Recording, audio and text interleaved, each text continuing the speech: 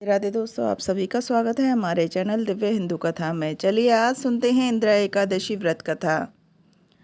इस एकादशी का व्रत करने से अधोगति को प्राप्त पितृगण शुभ गति को प्राप्त करते हैं, यानी पितरों का उद्धार होता है। इसलिए भटकते हुए पितरों को गति देने के लिए बनाई गई तिथि को इंदिरा एकादशी कहा जाता है। पुरुषों के लिए विशेष रूप से फलदायी यह एकादशी महापुण्य देने वाली और समस्त मनोकामनाएं पूर्ण करने वाली है। व्रती को इस लोक के सब भोगों को भोगकर अंत में विष्णु लोक जाकर चिरकाल तक निवास करता है। इस व्रत की कथा को सुनने मात्र से कई यज्ञों का फल प्राप्त होता है और कथा पढ़ने और सुनने के प्रभाव से उसे सब पापों से छुटकारा मिल जाता है। यह व्रत अश्विन मास के कृष्ण पक्ष की एकादशी को रखा जाता है। व्रती दशमी के दिन प्रातःकाल श्रद्धा भक्ति भाव से स्नान करे। दोपहर के समय श्राद्ध के पहले फिर स्नान करे। फिर श्राद्ध के साथ पितरों का शालिग्राम शिला के आगे विधि विधानुसार श्राद्ध करे। एक समय भोजन करके भूमि पर शयन करे। एकादशी के दिन दैनिक कार्यों से स्नान आदि से निवृत्त होकर शुद्ध हो।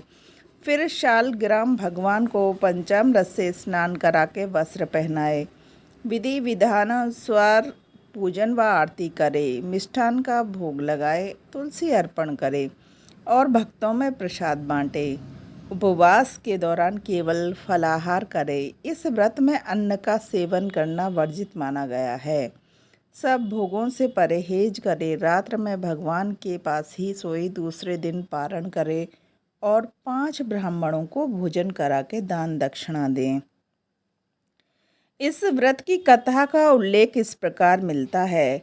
सतयुग में महिष्मतीपुरी में इंद्रसेन नामक एक प्रबल प्रतापी राजा राज्य करता था। वह पुत्र पौत्र धन धान्य से संपन्न था और भगवान विष्णु का परम भक्त था। उसके माता व पिता स्वर्गवासी हो चुके थे। एक दिन अचानक देवर्षि नारद उनके पास पहुँचे तो राजा ने उनको बहुत स्वागत और सत्कार किया। फिर उनसे पूछा, देवर्षि कृपया बताइए कि यहाँ पधारने का कष्ट कैसे किया। इस पर नारद जी बोले, हे राजन, मैंने धर्मराज की सभा में तुम्हारे पुण्यवान पिता को किसी व्रत को भी न करने के दोष से पीड़ित देखा। उन्होंने मुझे तुम तक यह संदेश पहुँचाने को कहा कि किसी पूर्व जन्म के पाप से तुम्हारे पिता यमराज की सभा में हैं। अतः तुम इंदिरा एकादशी का व्रत करके उनका पुण्य उन्हें भेज देना, ताकि उनके प्रभाव से तुम्हारे पिता स्वर्ग में जा सकें।